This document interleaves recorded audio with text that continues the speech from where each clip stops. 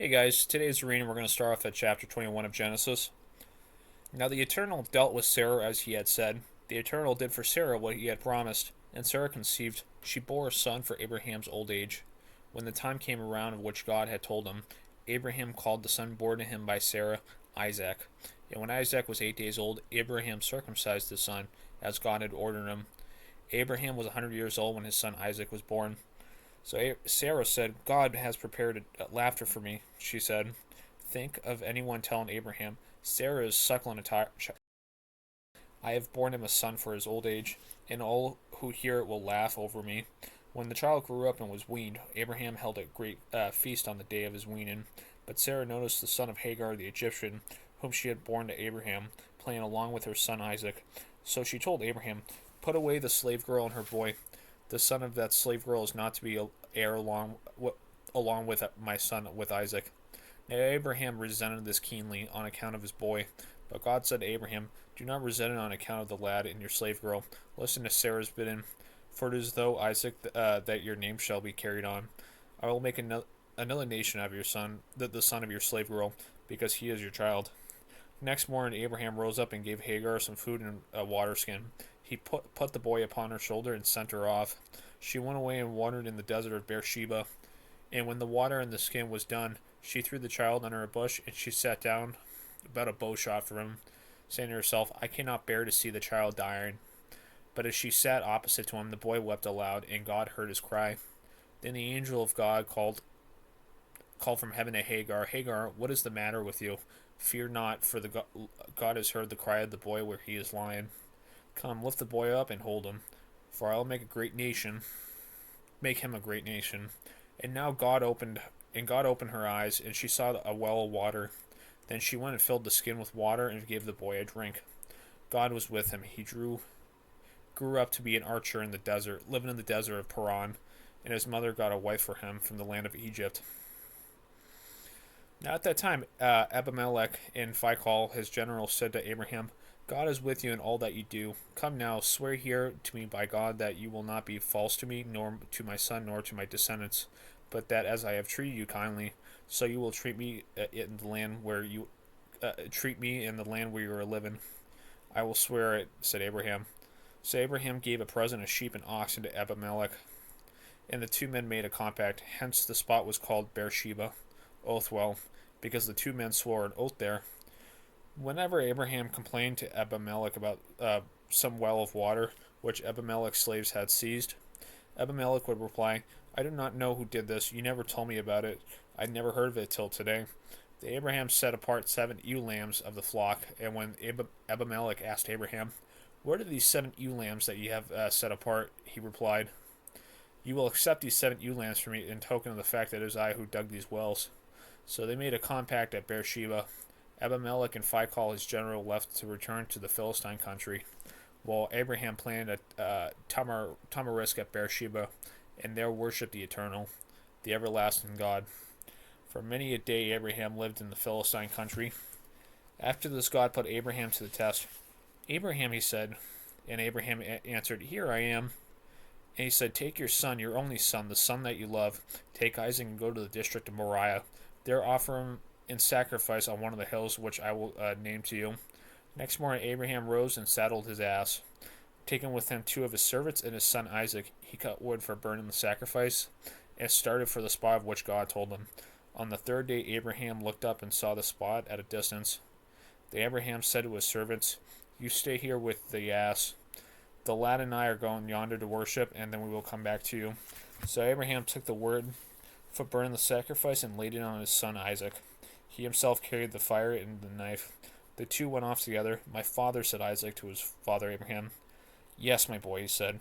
Here are the fire and the wood, said Isaac, but where's the sheep for the sacrifice? Abraham answered, God will provide himself with a sheep for the sacrifice, my boy. So the two went on together and reached the spot of which God had told them, where Abraham built the altar, arranged the wood, and binding his son Isaac laid him upon the wood of the altar. Then Abraham put out his hand and lifted a knife to cut the throat of his own son. But the angel of God called to him from heaven, Abraham, Abraham. He said, Here I am. The angel said, Do not lay hands on the lad. do nothing to him. I now know that you revere God, since you have not grudged me your son, your only son." Then looking up, Abraham glanced around, and there was a ram, caught in the brushwood by its horns. So Abraham took the ram and offered it as a sacrifice instead of his son. And Abraham called the spot Yahweh Yireh. As the saying goes to this day, God provides on the hill. Then the angel of the Eternal called a second time to Abraham from heaven, saying, "I swear by myself, says the Eternal, since you have done this, since you have not grudged your son, your only son, that I will indeed bless you. I will indeed make your descendants as numerous as the stars in the sky and the sands on the seashore. Your descendants shall conquer the seats of their foes, and all nations on earth shall seek bliss like theirs, and all because you have obeyed my word." So so Abraham went back to his servants, and they started together for Beersheba, where Abraham lived. After this, Abraham was told that Milcah had borne children to his brother Nahor, Uz the eldest, Buz his brother, Kemuel, the ancestor of the Armenians in parentheses, Kased Hazo, Peldash, Jidlaph, and Bethuel, the father of Rebekah. These 8 were born by Milcah to Abraham's brother Nahor. His concubine, who was called Reumah, also bore him Tebah, Gaham, Tahash, and Makkah. Sarah lived 127 years. That's the same age Moses lived till.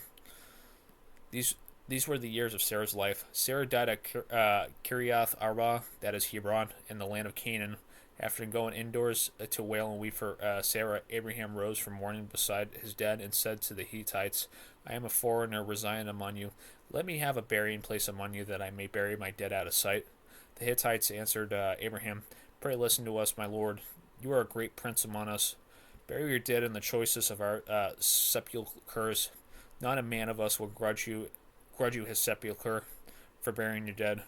Abraham rose and bowed to the Hittites, the natives of the land. He addressed them, saying, "If it is your will that I should bury my dead out of sight, listen to me. Speak for me to Ephron, the son of Zohar, and ask him to give me the cave at Machpelah that belongs to him at the corner of his field. Let him sell to me in your presence for its full value, that I may have it as a burying place." Ephron was sitting among the Hittites, so Ephron the Hittite answered Abraham in the presence of the Hittites, "Of all the citizens of his town, no, my lord, listen to me. I give you the field. I give you the cave in the field. Before the sons of my people, I give it to you. Bury your dead there." The Abraham bowed low and before the natives, and said to Ephron in the presence of the natives, "If only you would. Now listen to me. I will pay for the field. Take the money for it, and I will bury my dead there." Ephron answered Abraham, "Pray listen to me, my lord. A bit of land worth 50 pounds. What is a trifle like that between me and you? So bury your dead." Abraham listened to what Ephron said, and weighed out for Ephron the sum of what he had named in the presence of the Hittites, 50 pounds in current silver ingots.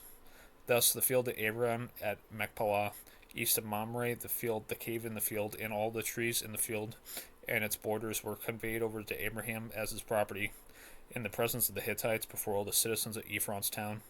After that, Abraham buried his wife Sarah in the cave of the field at Machpelah, east of Mamre, that is Hebron, in the land of Canaan. The field and the cave in it were conveyed over to Abraham as his own property in the burying place of the Hittites. This is it. I'm leaving off at 24. Have a good one, guys.